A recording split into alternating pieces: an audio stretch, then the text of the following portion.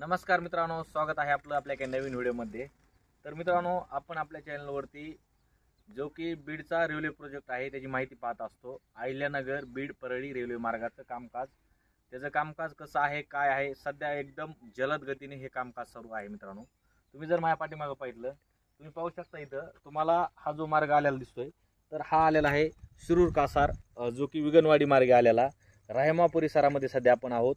खाली पहा, तुम्हाला दिसतंय पूर्ण इलेक्ट्रिक जे पोलचं लाईटचं टोटल कामकाज तुम्हाला झालेलं दिसतंय। तर हे कामकाज पाहून मित्रांनो असं वाटतंय की आता आपल्याला 17 सप्टेंबरला ही ट्रायल होणार आहे। आणि जी ट्रायल होणार आहे म्हणजे बीडपासून अहिल्यानगरपर्यंत म्हणजे कायमस्वरूपी जी रेल्वे सेवा आहे ती सुरळीतपणे चालू होऊ शकते। जो परळी साईडचा भाग आहे, बीडपासून परळी, शिरसाळा, वडवणी, ढेकनमाव त्या मार्ग, तर ते तिकडचं जे कामकाज आहे त्याला थोडा वेळ लागू शकतो। आणि आपण ज्या सध्या ब्रिजवरती उभा आहोत, हा जर ब्रिज तुम्ही जर पाहितला तर हा रायमा परिसरामधला आणि खोकरमाव मधला पॉईंट आहे। तुम्ही पाहू शकता इथं मस्त ब्रिज वगैरे बनवलेला आहे। आणि इथं कामाचं जे म्हणजे काळजी आहे कशा प्रकारे घेतली तुम्ही पाहू शकता की म्हणजे लावलेलं इथं म्हणजे काही अनुचित प्रकार घडू नये त्या हिशोबाने इथं असं लावलेलं आहे। आणि इकडं खाली ट्रेनचा परिसर तुम्ही पाहू शकता, जो की रेल्वे मार्ग हा बीड मार्गे जाणार आहे। इकडे जर बघितलं तुम्ही इथपर्यंत तुम्ही पहा, अर्ध्यापर्यंत इलेक्ट्रिक पोलचं कामकाज पूर्णपणे झालेलं आहे। जे तार वगैरे असते ती सध्या फिटिंग झालेली आहे। आणि खोकरमाव, हिवरशिंगा, नवगण, राजुरी परिसरामध्ये सध्या जोरदार कामाची म्हणजे गती आहे। आणि हा जर परिसर पाहितला तुम्ही तर हा आहे जगदंबा देवी डोंगर देवी, यालाच भोन्याई म्हणून ओळखलं जातं। राहेमा परिसरामधलं हे कामकाजाचं अपडेट। आणि इथं जर तुम्ही पाहितलं एकदम जबरदस्त नैसर्गिक असं वातावरण आहे। आणि हा डोंगर पट्ट्यामधला हा परिसर आहे, संपूर्ण परिसर तुम्ही पाहू शकता। आणि आपण कामकाजाची गती जर पाहितली तर तुम्ही आता व्हिडिओमध्ये बघताय। अजून एकदा आपण परत पाहू की इकडं राहेमाव गाव आहे आणि राहेमाव रेल्वे स्टेशन आणि पूर्ण इलेक्ट्रिक पोलचं जे कामकाज आहे, तुम्ही अजून परत एकदा पहा, कुठलंही कामकाज राहिलेलं नाही।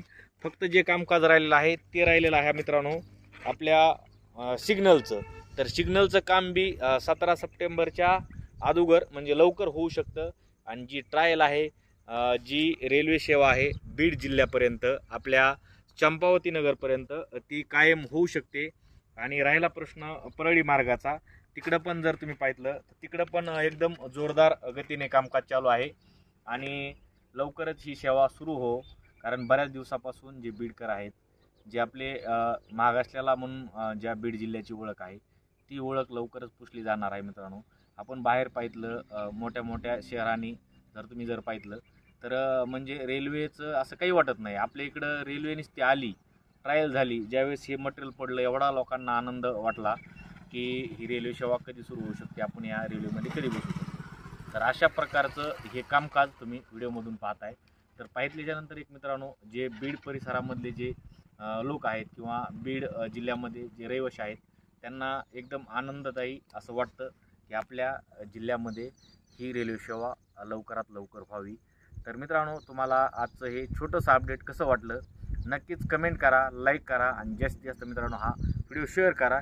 हे अपडेट यासाठी होतं, आपण याआधी व्हिडिओ बनवला होता इथं, त्या टायमाला फक्त इलेक्ट्रिक पोल इथं येऊन पडलेले होते। आता जर पाहितलं टप्प्याटप्प्याने आपण कामकाज पाहतोय की इलेक्ट्रिक पोल उभे पण केले आणि नंतर त्याला जे वरची त्याची तार वगैरे असती ती पूर्ण इलेक्ट्रिक पोलला लावलेली आहे। फक्त आता राहिलेलं काम आहे ते आहे आपलं सिग्नलचं। तर लवकरच ते सिग्नलचं काम हो, आणि जी नियोजित तारीख दिलेली आहे 17 सप्टेंबर, ज्याला की मराठवाडा मुक्ती संग्राम दिन म्हणून ओळखलं जातं। मराठवाडा मुक्ती संग्राम दिनादिवशी मोठं बीडमध्ये म्हणजे मोठं एकदम असं उद्घाटन स्वरूपामध्ये हे ट्रायल होणार आहे। मला तर असं एका अधिकाऱ्याने सांगितलं की CM त्या उद्घाटनाला येणार आहेत। नक्कीच आपल्या 17 सप्टेंबरला हा कार्यक्रम जो आहे रेल्वेचा ट्रायलचा आपल्या बीड रेल्वे स्टेशनवरती आपण लाईव्ह पाहू किंवा एक तुम्हाला मस्त असा व्हिडिओ पाहायला भेटणार आहे। तर चला मित्रांनो, थांबूया इथं।